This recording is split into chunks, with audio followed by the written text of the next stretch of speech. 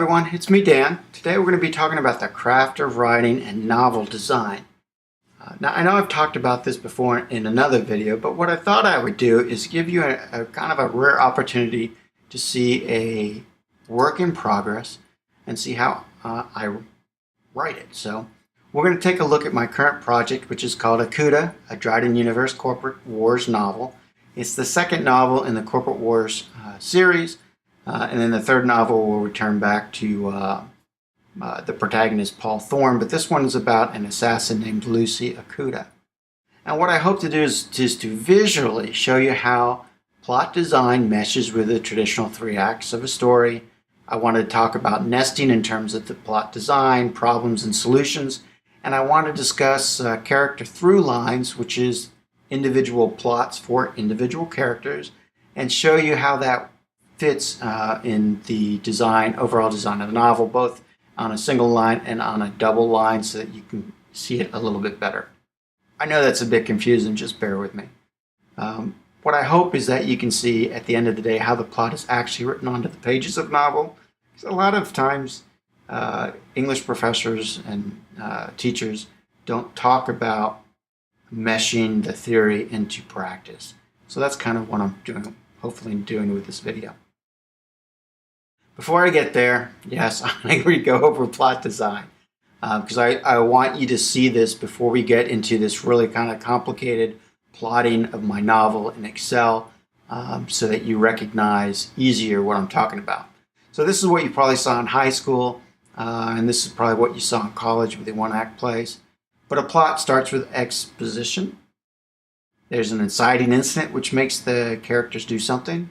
And then rising action as the characters try to deal with all these problems till they get to the climax. Falling action, the story is done.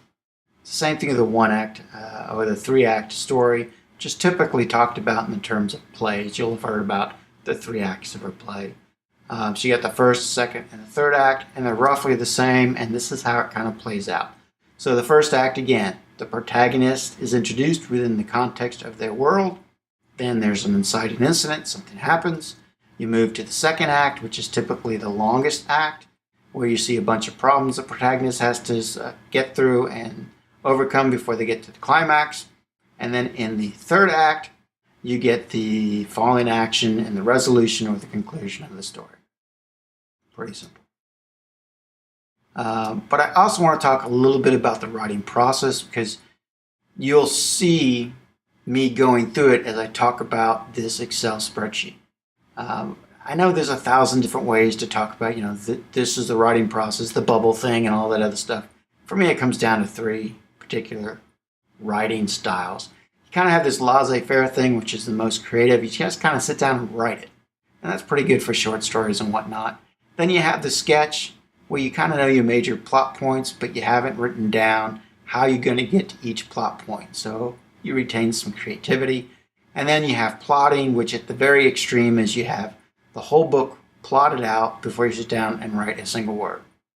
And I thought you might be curious to see, which technique did I use for what one of my Dryden books.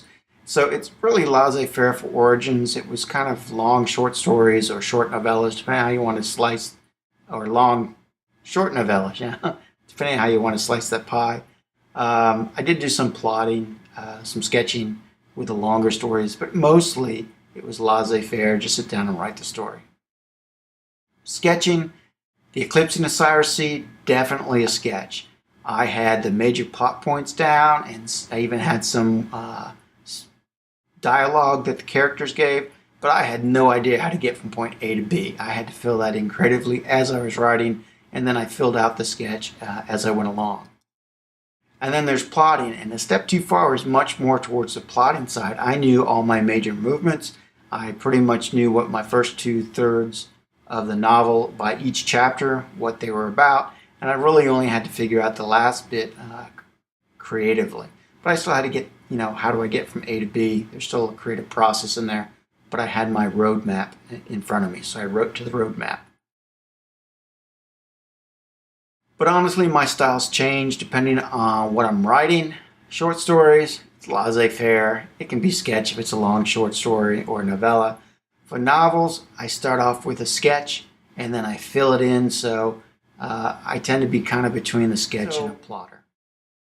What we're going to do now is we're going to switch to Microsoft Excel, and we're going to take a good hard look at the plotting visually of my current project, Okuda. Okay, everyone. A Dryden Universe corporate wars novel. This is the overview of my current project, Okuda, a Dryden Universe corporate wars novel. And let me just orient you very quickly. You have the first act, the second act, and the third act. The first act here is a little bit long, and that's because it's a science fiction novel. And in a science fiction and a fantasy novel, you have to create the world, and then you have to put the character within that world. So they tend to be a little bit longer on exposition than other types of novels like a thriller. If this was a thriller, my exposition would probably be one paragraph, and then I would weave it in later because a thriller has to get you right off the bat. But here you have to kind of develop that so that you know as the reader where the character is and what the world is that they're living in.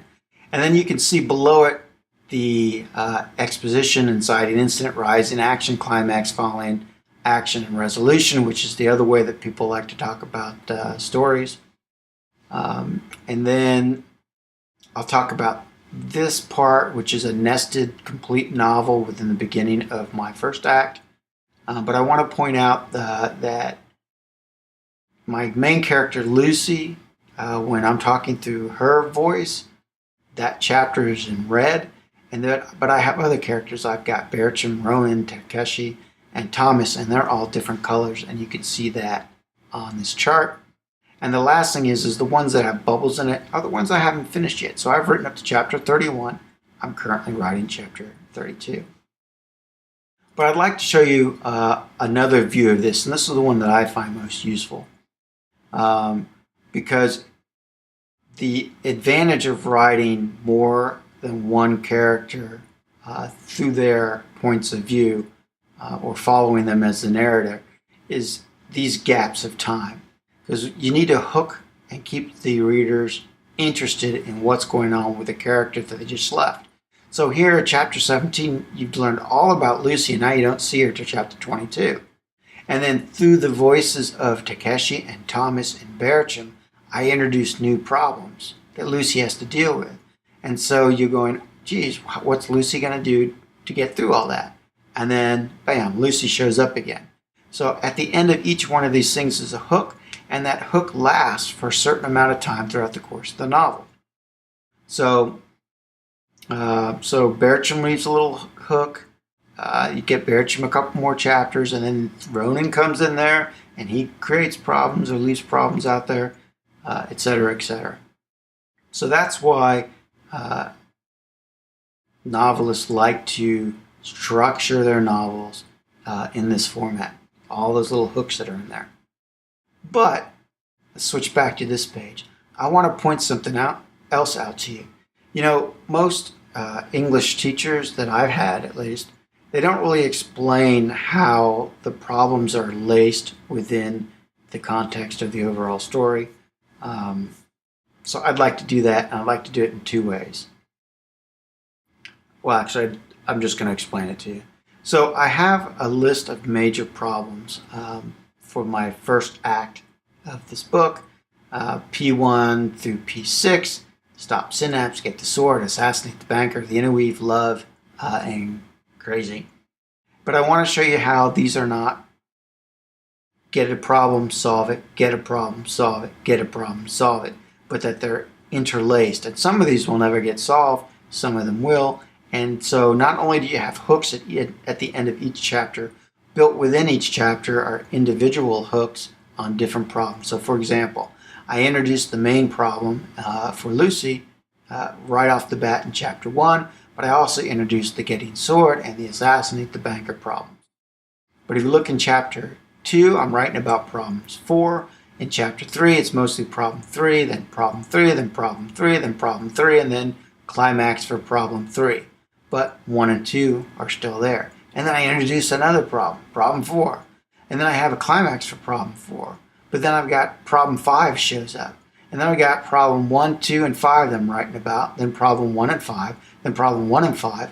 And then at the climax of the introduction, or the first act, I've got the climax to problem 2, the climax to problem 5, and oh my goodness, a new problem, problem 6. And then I've got resolutions to that part of the story. And this is how you do it. You don't have this very clean cut, I've got a problem, I solve it, go on to the next one. Got a problem, I solve it, go on to the next one. That's not how stories are written, or novels are written. Everything is nested, from the overall plot structure to little plot structures that might be stuck within a section of the novel, to that plot structure which might follow individual actors or characters, to the problems and how they're introduced and where they're solved along the timeline of the novel. So this is my plotting of my novel, Okuda, a Dryden Universe corporate wars novel. And like I said, I'm at chapter 31. I'm just currently writing chapter 32. And I pretty much have all these chapters plotted out on a separate document. I've got character lists and location lists, technology lists, weapons lists, and all that stuff you're not seeing in this plotting exercise.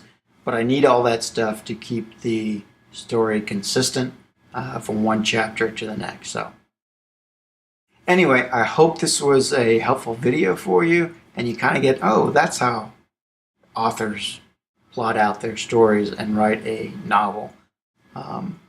If you have a different technique and you're writing a novel, make sure that I'd like to hear about it, see how you all are doing it. If you have questions you want to ask me about how I'm plotting this out and how those other documents, which I haven't shown you, play into it, or if you just have questions about the Dryden Universe and any of my other books, just put them down below. I'm happy to answer them. So anyway, with that all said, I guess it's time to go, and I will see you all next time.